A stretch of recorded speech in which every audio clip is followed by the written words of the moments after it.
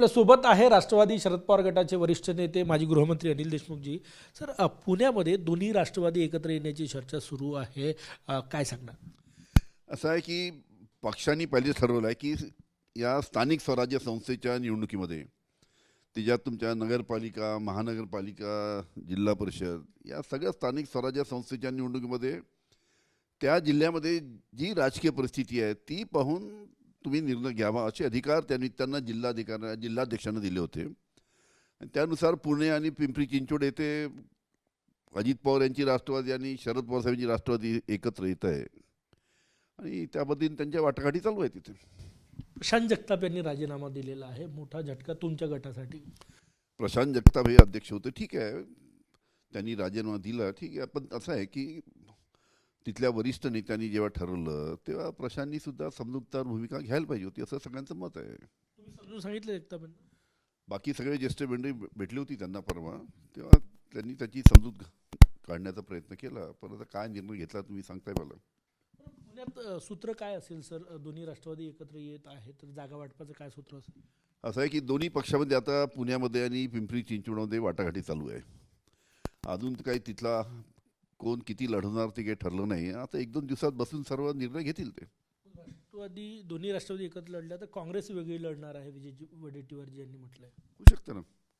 म्हणजे दोन्ही राष्ट्रवादी एकत्र आले. मी आजच ऐकलं की काँग्रेसतर्फे त्यांची वेगळी भूमिका आहे. तो त्यांचा पक्षाचा निर्णय येतो. ही फक्त निवडणुकीपुरतं एक येणे आहे की भविष्याची नांदी आहे दोन्ही राष्ट्रवादी एकत्र येणे? नाही, तशी कुठेही काही चर्चा नाही आहे. फक्त स्थानिक स्वराज्य संस्थेमध्ये आता तुम्ही नगरपालिकेमध्ये सुद्धा पाहिलं, नगरपालिकेमध्ये आम्ही आणि राष्ट्रवादी एकत्र लढलो. इव्हन काही ठिकाणी तर एकनाथ शिंदेचे काही आणि उद्धवजी ठाकरे यांचे काही ठिकाणी त्यांची एकत्र झाली. कारण स्थानिक स्वराज्य संस्थेमध्येच त्या नगरपालिकेची किंवा त्या महानगरपालिकेची स्थानिक परिस्थिती पाहून निर्णय घेतले जातात. दोन्ही पक्ष एकत्र येण्याचा याच्याशी काही संबंध आहे की नाही? नाही, तसं काही संबंध नाही. मुंबईमध्ये काँग्रेससोबत तुम्ही लढतायत, काही जागांची मागणी केली असं कळताय. किती जागा हव्या आहे मुंबईत तुम्हाला? मुंबईमध्ये सुद्धा काँग्रेस बरोबर वाटाघाटी चालू आहे आणि तिथे आता कशा पद्धतीनं वाटाघाटी पुढे जातात पाहू. पण तिथे आता बैठका मधल्या काळामध्ये झाल्या होत्या असं ऐकलं होतं मी. किती जागा तुम्हाला हव्या आहे मुंबईत? ते एक्झॅक्टली मला आकडा माहीत नाही. तिथले जे स्थानिक नेते आहेत, अध्यक्ष आहेत आमचे राष्ट्रवादी काँग्रेस पक्षाचे, ते चर्चा करतायत. विदर्भातली जबाबदारी तुमच्यावर आहे. विदर्भात 4 ठिकाणी निवडणूक आहे, नागपूर, अमरावती, अकोला आणि चंद्रपूर. काय भूमिका आहे राष्ट्रवादीची? राष्ट्रवादीची आमची विदर्भामध्ये भूमिका आहे की महाविकास आघाडी जेवढे आहेत आमचे, काँग्रेस, राष्ट्रवादी आणि शिवसेना, या तिन्ही पक्षांनी एकत्र राहून आणि जे काही छोटे मोठे मित्र मनसे सुद्धा काही ठिकाणी आलं आहे, या सर्वांनी एकत्र राहून त्यांना निवडणुका लढल्या पाहिजे हा आमचा प्रयत्न आहे. त्या पद्धतीनं चंद्रपूरला, नागपूरला, तुमचं अकोला, अमरावती या ठिकाणी चर्चा चालू आहे.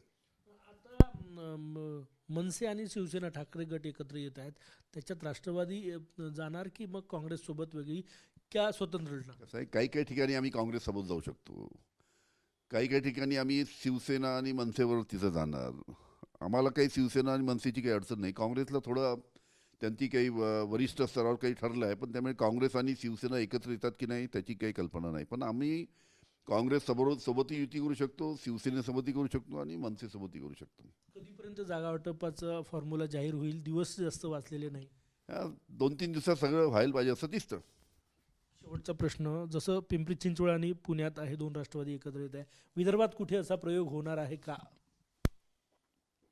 विदर्भात असा कुठेही प्रयोग नाही. धन्यवाद. पुणे आणि पिंपरी चिंचवडमध्ये दोन्ही राष्ट्रवादी एकत्र येणार आहे, परंतु विदर्भात असा कुठलाही प्रयोग नाही असं म्हणतात राष्ट्रवादीचे वरिष्ठ नेते अनिल देशमुखजी. कॅमेरामॅन साईसह गजानन उमाटे, TV9 मराठी, नागपूर.